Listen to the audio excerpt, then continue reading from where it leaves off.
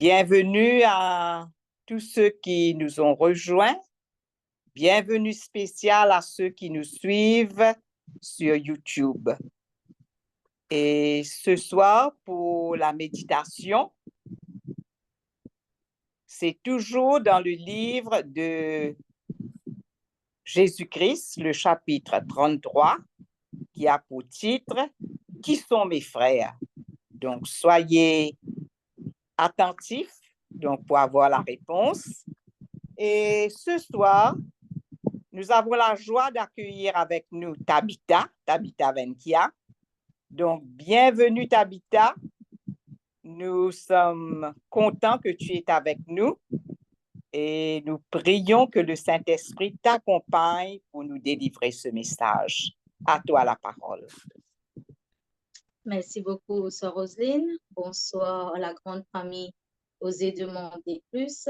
Bonsoir à tous nos amis internautes qui suivent nous ce soir live ou qui pourguettent nous en rediffusion. Alors, comment nous sœurs idéalisent si bien, nous pouvons continuer nos études sur le livre de Jésus-Christ et nous arrivons au chapitre 33 où la question nous est posée, où Jésus, du moins, pose la question: qui sont mes frères? Et au fur et à mesure que nous pouvons faire cette étude ensemble, plutôt à la fin, nous pouvons répondre à cette question. Le récit rapporte nous que les fils de Joseph, donc qui étaient les frères de Jésus, étaient loin d'approuver l'œuvre de Jésus. Quand je t'entends dire que Jésus passe la nuit entière à prier, qui tout au long de la journée, Jésus est assiégé par la foule, qu'il n'y pas même gagner le temps pour manger, je peux arriver à comprendre qui fait Jésus peut réagir ainsi, qui fait Jésus est tout le temps si occupé, si préoccupé avec les autres, à guérir les malades, à s'occuper des autres, et qui, comme dire, il peut négliger sa propre la santé. Je peux aussi comprendre qui fait Jésus une attitude pareille face aux pharisiens. Et des fois même, je peux penser, je peux dire comme ça, mais est-ce que Jésus vraiment dit dans ce bon sens? Et quand un frère de Jésus il apprend l'accusation que les pharisiens portaient contre Jésus, c'est-à-dire que les pharisiens accusent Jésus qu'il chasse les démons par la puissance de Satan, je t'ai peur de l'opinion publique à cet égard, puisqu'ils sont parentés avec Jésus, je peux penser certainement, mais qui la foule pour dire, alors qu'ils se connaissent, qui nous les frères de Jésus, nous aussi, comment dire, nos réputations en jeu face à tout ce que Jésus peut faire et face à tout ce que Jésus peut ose dire à ban scribes et ban pharisiens. Je suis donc tellement indigné de la manière que Jésus dénonce ban scribes et ban pharisiens, qu'ils ont décidé pour mettre un terme à l'activité de Jésus. Et là, je dis, soit je peux faire lire avec douceur, si Jésus comprend, ou je dis même jusqu'à se penser, si je peux bien faire lire par force, je peux faire lire.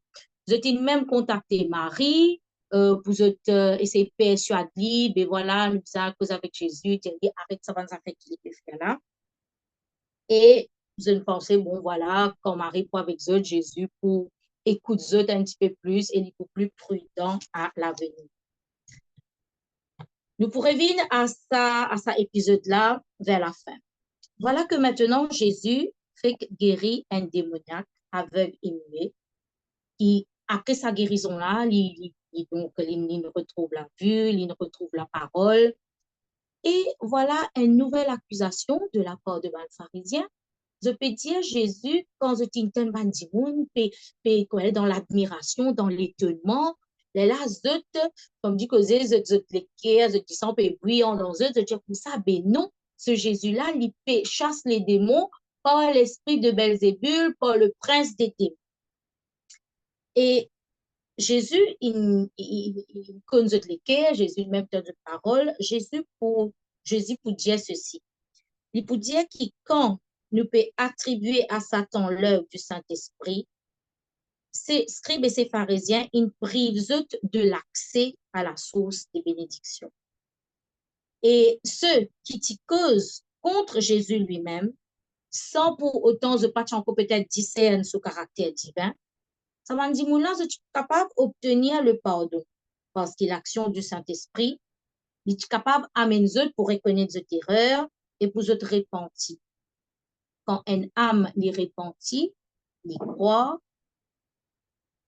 la faute qu'ils commettent, les laver dans le sang du Christ.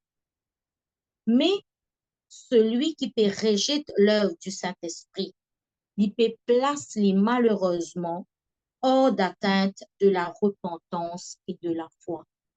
Et ban scribes et ban pharisiens, dans sa catégorie de personnes-là, que à chaque fois, je peux rejeter l'œuvre du Saint-Esprit et de ce fait, je peux placer hors d'atteinte de la repentance et de la foi. C'est par l'esprit que Dieu agit dans le cœur.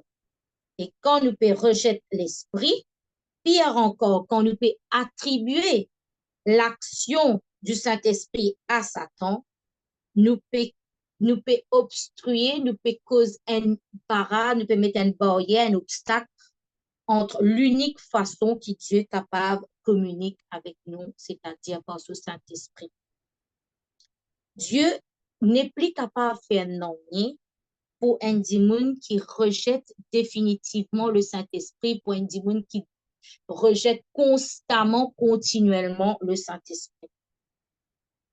Certainement, la sœur Ellen White peut dire nous dans ce chapitre que la voix de l'Esprit, une certainement cause avec ban scribes et ban pharisiens, une cause avec les cœurs.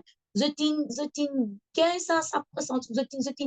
sentiment là en eux, ça affirmation là en eux que Jésus était loin d'Israël, qui je pour bizarre je aussi accepter lui, je pour bizarre je aussi je le devoir comme si de le suivre comme de l'accepter comme sauveur et de le suivre comme disciple.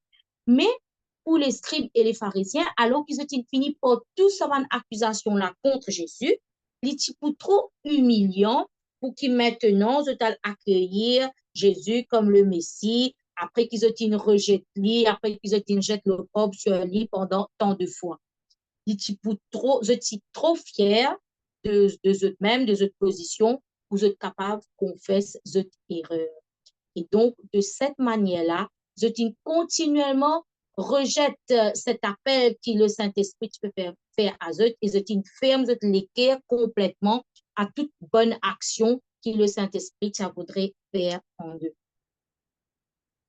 Et puisqu'ils ne sont pas capables, ni empêchent le Sauveur à accomplir un miracle, ni réduire au silence, donc ce qui fait, puisqu'ils sont fermes l'équerre au Saint-Esprit, je en Dieu si je l'équerre, donc je continue tombe plus bas encore dans le péché et je peux faire tout ce qu'ils sont capables pour je présente Jésus sous un mauvais jour ou pour nous dire je peux porter une fausse accusation contre lui, je peux fausse ban enseignement.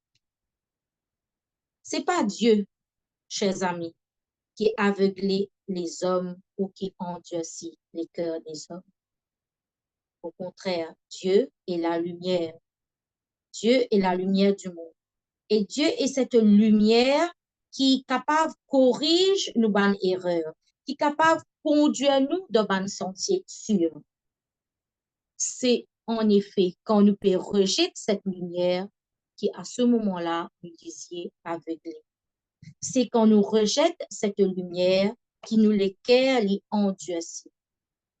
Une âme, une personne est capable d'être éclairée par diverses façons. Nous avons la parole de Dieu, nous avons le moyen de ses serviteurs, Dieu place des hommes, des femmes dans le chemin pour éclairer nous, pour guider nous. Nous avons aussi l'action du Saint-Esprit qui est capable d'agir directement sur la personne. Mais quand un démon les rejette un de ces rayons de lumière là ou toutes les façons que Dieu peut utiliser pour comme s'il peut frapper à la porte du cœur, de Paul à sa personne là, convaincre la personne de son état de péché. Et si la personne continuellement rejette ce rayon de lumière, malheureusement, la perception spirituelle lui commence à faiblir. À ce moment-là, petit à petit, sans peut-être des fois que la personne rend vraiment compte, il pour retrouver dans une noirté absolue, il pour trouver dans une noirté totale, que ténèbres infinies épaissir autour, dans ce cœur, dans son âme, dans son esprit, et être plongé dans l'obscurité, être coupé complètement de cette communion avec Dieu. Le Christ aussi lance cet avertissement au sujet du péché contre le Saint-Esprit. Il peut mettre en garde l'audience, la foule qui tu peux écouter, contre les paroles vaines et inutiles.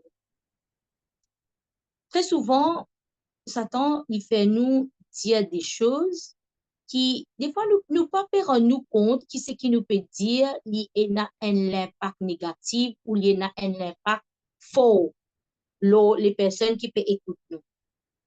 Mais au fait, les paroles, ils traduisent les sentiments du cœur. Et tôt ou tard, les paroles qui nous peuvent prononcer, les hommes de subir l'influence de cette propre parole. La parole de Dieu même pour dire nous, c'est de l'abondance du cœur que la bouche parle. Si nous inspirons de la parole de Dieu, si c'est le Saint-Esprit qui peut demeurer en nous, les paroles qui nous prononcer seront des paroles agréables, des paroles douces, des paroles encourageantes, des paroles qui font du bien. Mais si c'est le contraire, si nous peinons sa relation-là avec Dieu, nous pas nourrir cette relation avec Dieu, les paroles qui nous prononcer, il est capable de venir de Dieu.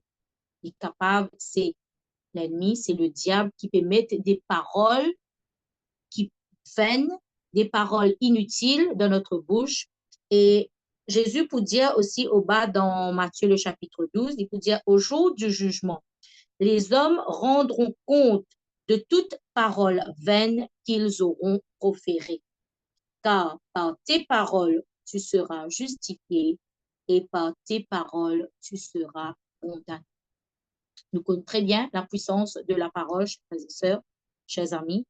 Et nous qui, les enfants de Dieu, nous qui sommes appelés à marcher selon l'esprit, nous sommes les enfants qui reflètent la lumière du Christ, nous devons faire très attention à nos paroles.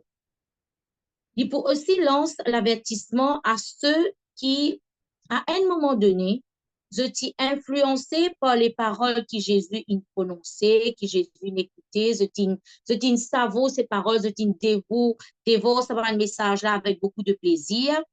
Mais après quelque temps, étaient négligent pour abandonner complètement à l'action du Saint-Esprit.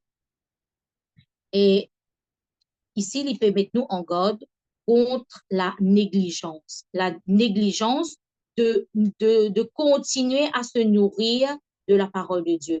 La négligence qui nous dit comme ça, non, mais ça va là, nous correct là, nous la vie spirituelle, bon là, nous au top là, nous peut suivre, nous à l'église, nous peut à la réunion prière, nous peut suivre pas de moment de prière. Donc, nous sentons correctement nous était, mais nous peut négliger nous instant personnel qui nous besoin avec le Seigneur et nous Sauveur. Donc, il y a nous une âme capable d'être détruite, non seulement par la résistance, là nous trouvons les personnes qui résistaient à l'action du Saint-Esprit, qui constamment repoussent le Saint-Esprit, mais il y a aussi ici la négligence, quand nous néglige le fait de continuer à nous nourrir quotidiennement de la parole de Dieu et de vivre sous l'action de son Esprit Saint.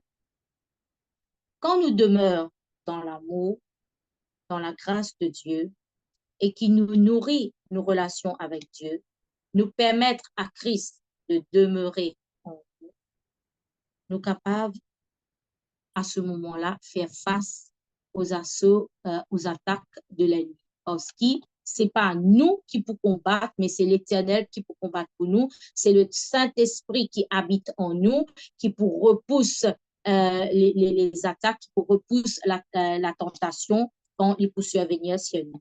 Mais si nous négligeons cela, chers amis, nous pourrons retrouver nous malheureusement sous l'entière domination du mal.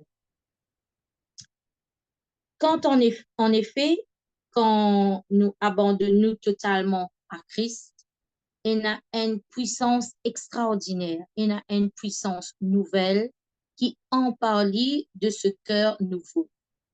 Et ce changement-là, il n'est pas capable d'arriver avec la personne seule.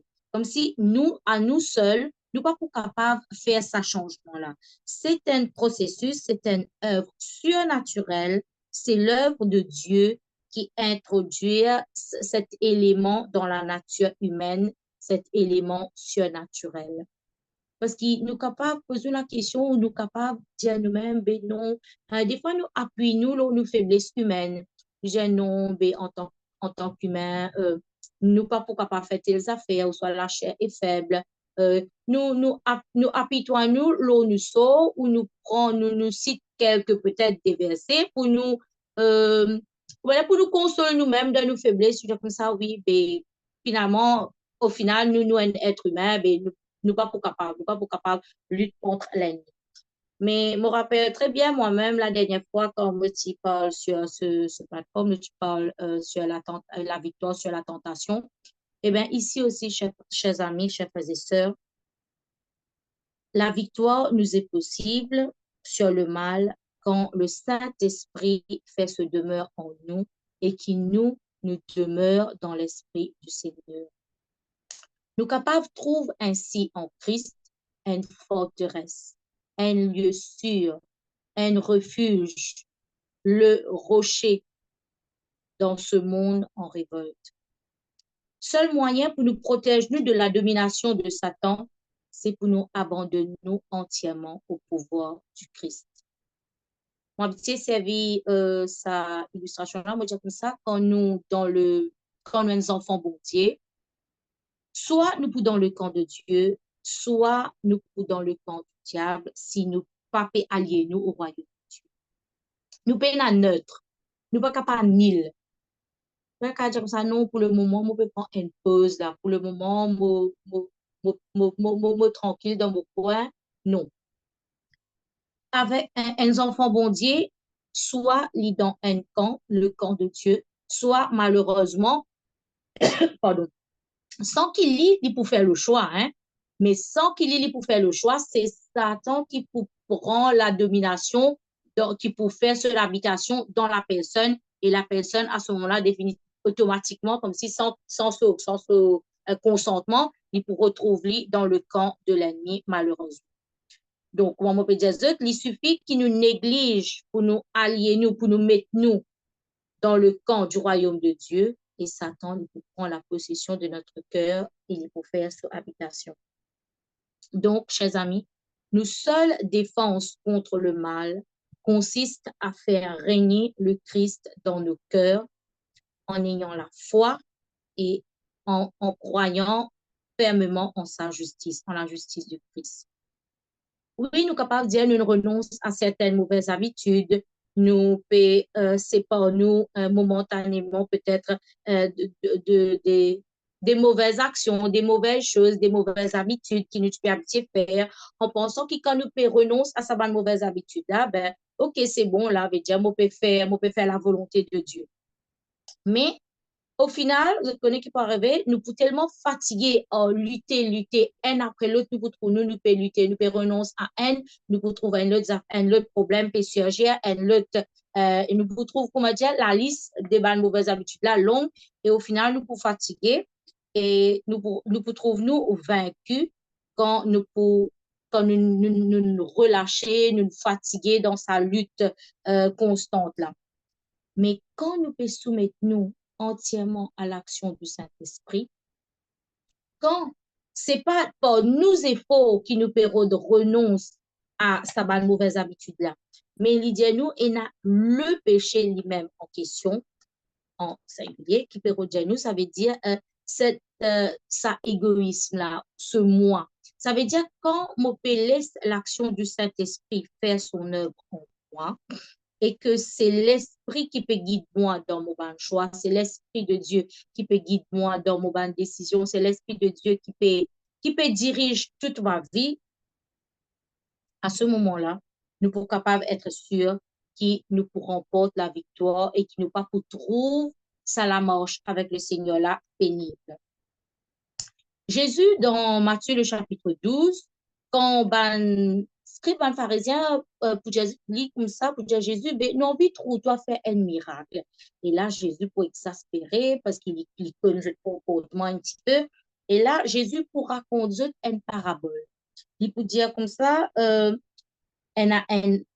l'esprit impur, il sortit d'un homme, et l'inal par les lieux arides, des pécheurs du repos, et quand il pas trouve, il promener un peu par-ci, par-là, et finalement, il pas trop du repos, il dit en lui-même, mais beaucoup retourne dans la case, tout le monde sortit, et quand il est arrivé, il peut trouver à la maison là, vite, balayé et oh, qui lui fait dire, tiens, tiens, voilà, ben, la maison est vraiment bien jolie et la maison est vide surtout, ben voilà, moi, il allait, il dit, nous, il prend cet esprit plus méchant que lui, il vient, il retourne dans sa la maison là, il établit là, et là, il peut dire comme ça que la dernière condition de cet homme devient pire que la première.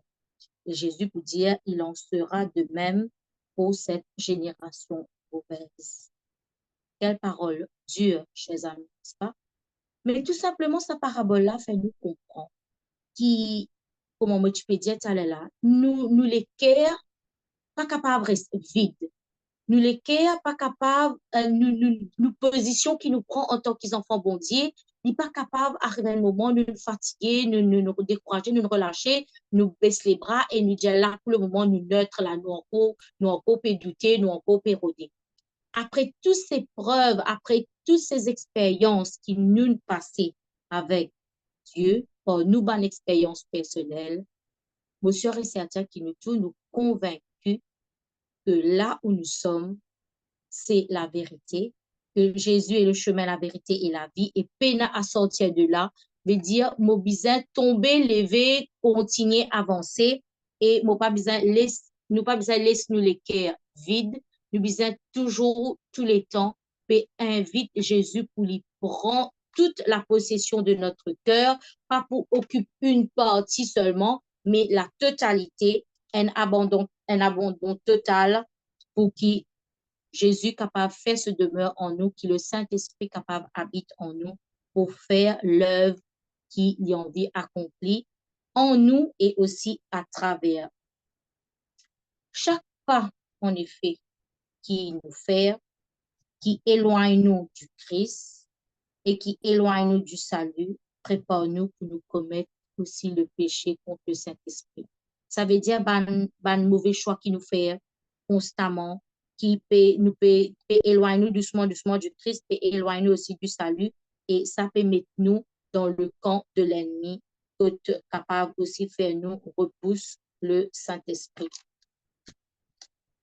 Pour nous revenir à ne tu peux pas, donc quand Jésus tient toujours entouré de la foule, et là, ce ban frère, pas petit peu content, ça la vie que Jésus peut mener là, ce pas comprendre non ni à la mission que Jésus tient là. Donc, Jésus peut enseigner dans la foule, et ce ban disciple pour dire comme ça, ben, Jésus, je peux faire ici, ton maman et ton ban frère, je déo là, je peux appeler toi, je peux envie, trouve-toi. Et Jésus finit connaît qui est là dans le cœur de ce ban frère. Il vous pose, il vous dit sa question-là à haute voix, il vous dit ce ban disciple, qui est ma mère et qui sont mes frères? C'était une question d'un premier temps, donc à dire offensant, c'est offensant pour les frères de Jésus, c'est offensant pour la mère de Jésus. Mais Jésus, dans quelle façon il peut dire ça, il peut donner nous sa réponse. Ensuite, alors qu'il peut causer, alors qu'il a foule là, ce ban disciple présent ici, il peut montrer ce ban disciple, il peut montrer les gens qui peuvent écouter, il peut dire comme ça, voici ma mère et voici mes frères. Il vous dire, en effet, quiconque fait la volonté de mon Père qui est dans les cieux, celui-là est mon frère et ma sœur et ma mère. Quiconque fait la volonté de mon Père qui est dans les cieux, c'est celui-là qui est mon frère, ma sœur et ma mère. Voilà la réponse de Jésus à cette question, chers amis. tous ceux qui recevront le Christ par la foi, nous être unis à Jésus par un lien étroit, par un lien très, très solide, plus fort, nous capables de dire que la parenté physique. Parce qu'il y en a à plusieurs reprises, Jésus, dans les auteurs de la Bible, par le Saint-Esprit, il peut dire comme ça, c'est l'amour qu'il est content nous là. Il peut dire nous comme ça, un parent même ne peut pas content ses enfants de cette manière que Dieu il manifestait ce l'amour à travers Jésus-Christ.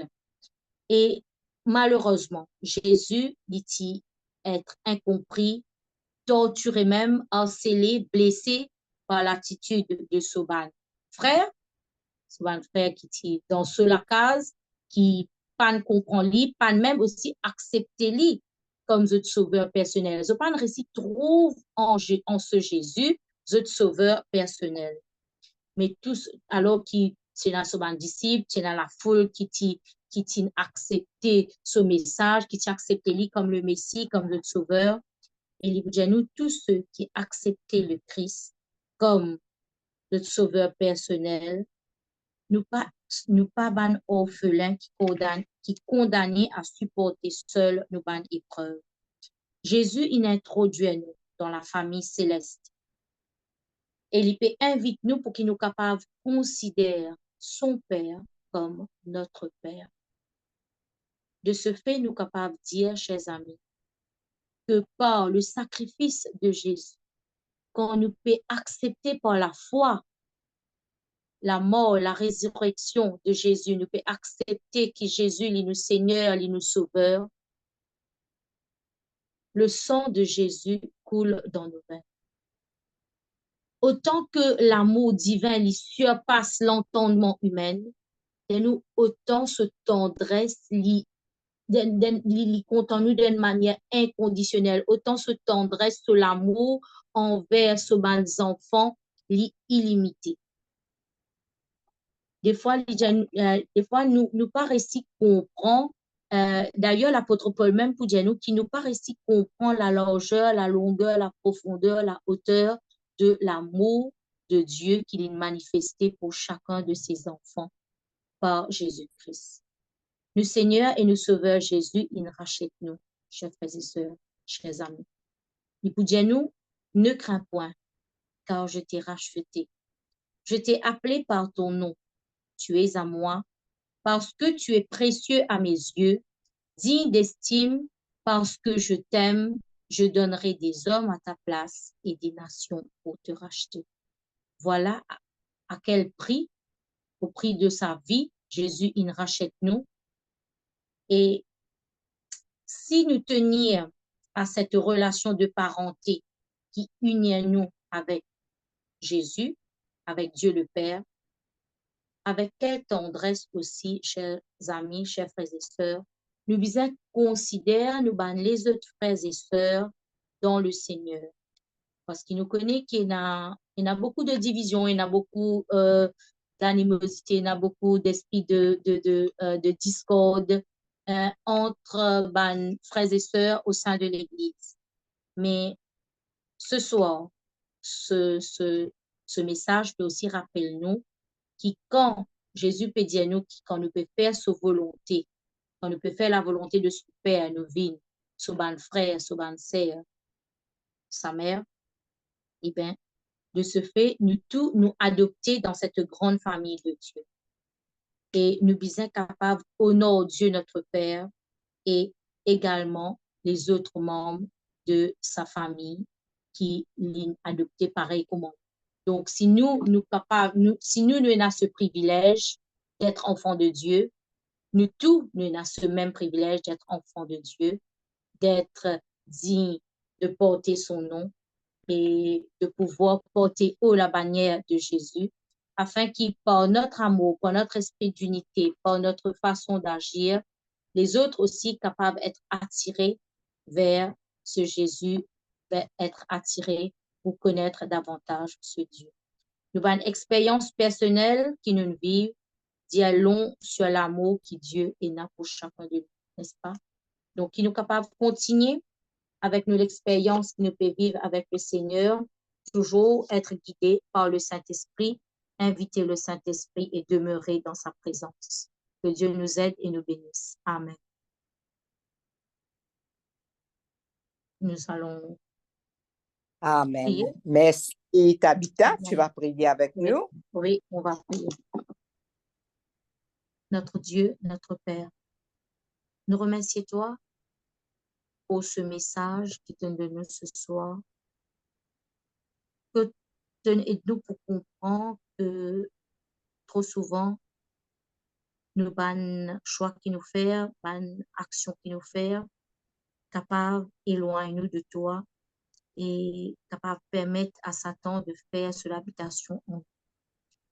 Mais ce soir, pour toutes les personnes qui présentent dans sa plateforme-là et qui écoutent nous sur les réseaux sociaux, et Seigneur, nous capables d'être de ceux et celles qui invitent la présence et la puissance de l'Esprit Saint de demeurer en nous, de prendre la possession totale, entière de notre être, de notre esprit, de notre cœur, afin qu'il te capable de faire te demeure toi en nous par l'Esprit Saint, pour qu'il y ait une parole qui nous proférait capable d'être des paroles qui viennent de toi, pour qu'il y ait une action qui nous fait capable d'être des actions qui soient motivées par amour, qui soient motivées par l'amour des uns pour les autres. Qui, Seigneur, tout ce qui nous fait capable d'être dirigé par toi. De nous dire qui celui, celle qui fait la volonté de ton Père et ton frère et ta soeur et ta mère. Et nous, on vit, Seigneur, nous avons ce désir-là pour faire ta volonté. Mais trop souvent, le mal peut dominer nous, peut assaillir nous. Seigneur, aide-nous. Alors qui, des fois, nous sentons faibles dans la chair humaine. Mais toi, donne-nous cette puissance. Te dire qu'il ne t'a pas pu laisser nous orphelins. Te dire qu'il ne t'a pas pu laisser nous tout seul face à nos bonnes épreuves. Nous invoque de Saint-Nom, Seigneur.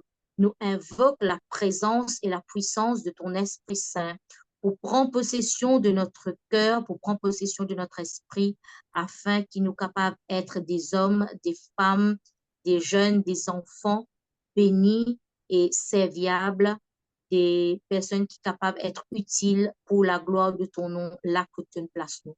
Continuez, bénis chacun de nous dans nos cheminements avec toi, dans nos bonnes expériences personnelles, afin qu'ils nous capables d'être des instruments bénis dans toute la main pour ta gloire.